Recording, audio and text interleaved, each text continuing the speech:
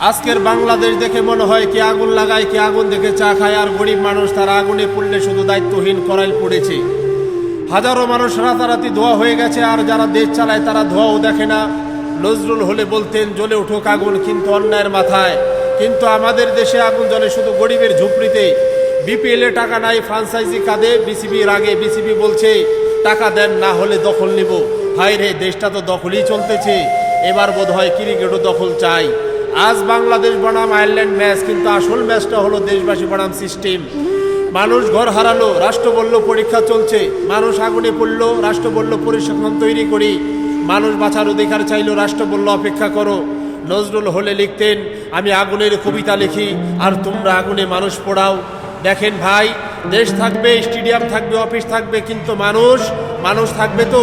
আগুন নেবে, স্টেডিয়াম ভরে, বাজেট বাড়ে, শুধু বিবেকটাই কমে যায় প্রতিদিন। আমি সাইড স্পিচ ব্যঙ্গ নয়, সত্যি বলি। কমেন্টে বলেন আগুনটা করেলে লেগেছে নাকি আমাদের বিবেকে লেগেছে।